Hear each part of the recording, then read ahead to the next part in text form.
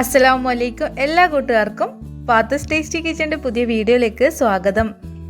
ഇന്ന് ഞാൻ തയ്യാറാക്കുന്നത് കുട്ടിക്കാലം മുതൽക്ക് തന്നെ നോമ്പ് തുറയ്ക്ക് സ്പെഷ്യലായിട്ടുള്ള കോയടയുടെ റെസിപ്പി ആയിട്ടാണ്. അപ്പോൾ നമുക്ക് വീഡിയോയിലേക്ക് പോവാം. അതിന് വേണ്ടിയിട്ട് ഞാൻ 1 കപ്പ് മൈദപ്പൊടി എടുത്തിട്ടുണ്ട്. ഇനി ഇതിലേക്ക് ആവശ്യത്തിനുള്ള ഉപ്പും ചേർത്ത് ആവശ്യത്തിനുള്ള വെള്ളവും ചേർത്തിട്ട് നമ്മൾ ചപ്പാത്തിക്കൊക്കെ കുഴച്ചെടുക്കുന്നത് പോലെ നന്നായിട്ട് കുഴച്ചെടുക്കണം. നിങ്ങൾ ഇതുവരെ സബ്സ്ക്രൈബ് ചെയ്യാതെയാണ് ഈ ചാനൽ കാണുന്നതെങ്കിൽ ഒന്ന് സബ്സ്ക്രൈബ് ചെയ്യണേ. അതുപോലെ നിങ്ങൾക്ക് ഈ വീഡിയോ ഇഷ്ടമായിട്ടുണ്ടെങ്കിൽ ഒന്ന് ലൈക്ക് ചെയ്യാനും മറക്കരുതേ. അപ്പോൾ വെള്ളം കൂടി പോവാതെ നല്ല കറക്റ്റ് പാകത്തിന് വെള്ളമൊക്കെ ഒഴിച്ചിട്ട് നന്നായിട്ടൊന്ന് കുഴച്ചെടുക്കുക. ചപ്പാത്തി മാവിൻ്റെ അതേ ഒരു പരുവത്തിലാണ് ഈ മാവും കുഴച്ചെടുക്കേണ്ടത്. അപ്പോൾ ഞാനിവിടെ കുഴച്ചെടുത്തിട്ടുണ്ട്. നമുക്ക് ഫില്ലിങ് റെഡിയാക്കാം. അതിനു വേണ്ടിയിട്ട് 1 മുറി തേങ്ങ ഞാൻ ചിരകി വെച്ചിട്ടുണ്ട്. ഈ ഒരു പാനിലേക്ക് ഇട്ട് കൊടുത്ത് ഇതിലേക്ക് ആവശ്യത്തിനുള്ള പഞ്ചസാരയും ചേർത്ത് കൊടുക്കാം.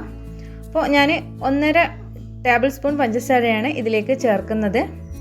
അതിനുശേഷം മീഡിയം ടു ലോ ഫ്ലെയിമിൽ വെച്ചിട്ട് നന്നായിട്ട് വറുത്തെടുക്കണം. നമ്മൾ ഉന്നക്കായ്ക്കൊക്കെ പണ്ട് റെഡിയാക്കുന്നത് പോലെ നന്നായിട്ട് വറുത്തെടുക്കുക.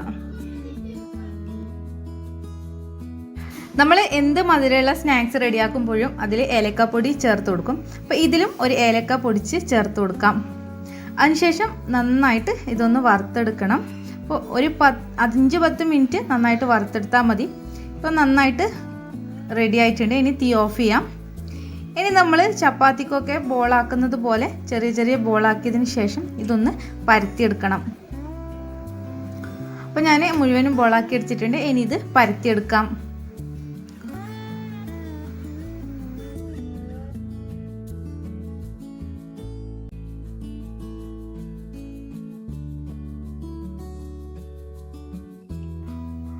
വളരെ നൈസായിട്ട് വേണം ഇത് പരത്തിയെടുക്കാൻ. എന്നാൽ മാത്രമാണ് കോയയുടെ നല്ല കർമുറ ക്രിസ്പി ആയിട്ടുണ്ടാവും. ഇനി ഇതുപോലത്തെ ഒരു മൂടി എടുത്തിട്ട് ഇതുപോലെ റൗണ്ട് ഷേപ്പിൽ ഇത് മുറിച്ചെടുക്കണം. ഇതുപോലത്തെ മൂടി അല്ലെങ്കിൽ ചെറിയ സ്റ്റീലിൻ്റെ ഗ്ലാസ് അതൊക്കെ വെച്ചിട്ട് ഇതുപോലെ മുറിച്ചെടുക്കാൻ പറ്റും. അപ്പോൾ നമുക്ക് ഇതിൽ നിന്ന് തന്നെ ഒരു 5-6 എണ്ണം മുറിച്ചെടുക്കാൻ പറ്റും. അപ്പോൾ ബാക്കിയുള്ളതും പരത്തിയിട്ട് ഇതുപോലെ തന്നെ മുറിച്ചെടുക്കാം. അതിനുശേഷം നമുക്ക് കോയട റെഡിയാക്കാം. അപ്പോൾ ഞാനിതുപോലെ 2 എണ്ണം പരത്തിയിട്ട് ഇതുപോലെ കട്ട് ചെയ്ത് വെച്ചിട്ടുണ്ട്. ഇനി നമുക്ക് കോയട റെഡിയാക്കാം.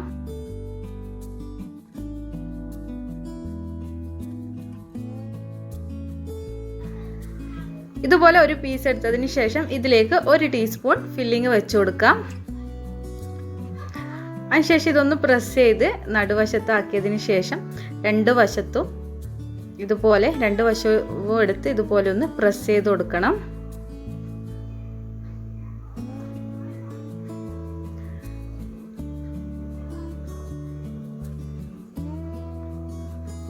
ഒന്നുകൂടി ഇതൊന്ന് നന്നായിട്ട് പ്രസ് ചെയ്യുക. ഉള്ളിലൊന്നും നെയ്യ് കുടിക്കാതിരിക്കാൻ വേണ്ടിയിട്ടാണ് ഇങ്ങനെ നന്നായിട്ട് പ്രസ് ചെയ്യുന്നത്.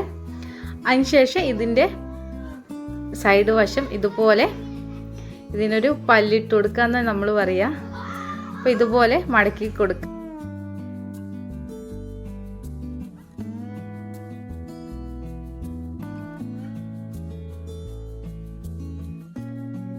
അപ്പോൾ ഇതുപോലെ സൈഡ് വശം ഇങ്ങനെ മടക്കിയെടുക്കുക.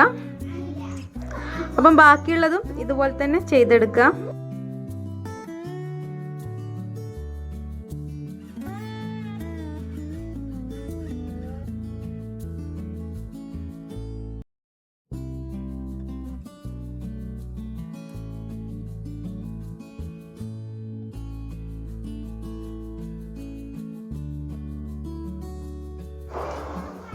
അപ്പോൾ ഇതുപോലെ ഞാൻ റെഡിയാക്കി വെച്ചിട്ടുണ്ട്. ഇനി ഇത് ഫ്രൈ ചെയ്തെടുക്കാം. അതിന് വേണ്ടിയിട്ട് ഒരു പാത്രം അടുപ്പിൽ വെച്ച് ഓയിൽ ഒഴിച്ച് ഓയിൽ നന്നായിട്ട് ചൂടായിട്ടുണ്ട്. ഇനി ഇത് ചുട്ടെടുക്കാം. അപ്പോൾ ഇതുപോലെ ഇതിലേക്ക് 3-4 എണ്ണ ഇട്ട് കൊടുത്തതിന് ശേഷം നന്നായിട്ട് പൊരിച്ചെടുക്കണം.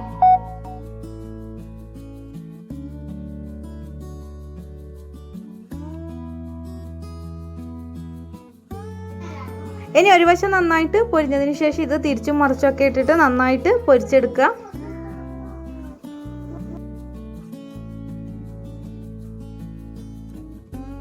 അപ്പോൾ ഇത് നന്നായിട്ട് പൊരിഞ്ഞു വന്നിട്ടുണ്ട്. ഇനി ഇത് കോരി മാറ്റാം. ഇതുപോലെ ബാക്കിയുള്ളത് കൂടി പൊരിച്ചെടുക്കണം. ഈ ഇഫ്താറിന് എല്ലാവരും കോഴിയട ഒന്ന് ട്രൈ ചെയ്ത് നോക്കുക. അതിനുശേഷം കമൻറ്റ്സ് അറിയിക്കുക. നിങ്ങൾക്ക് ഈ വീഡിയോ ഇഷ്ടമായിട്ടുണ്ടെങ്കിൽ ഒന്ന് ലൈക്ക് ചെയ്യുക, ഷെയർ ചെയ്യുക, സബ്സ്ക്രൈബ് ചെയ്ത് കാണുന്നതെങ്കിൽ ഒന്ന് സബ്സ്ക്രൈബ് ചെയ്യുക. ഇൻഷാ അല്ലാഹ് മറ്റൊരു റെസിപ്പിയുമായി വീണ്ടും കാണാം. അസ്സലാമു അലൈക്കും.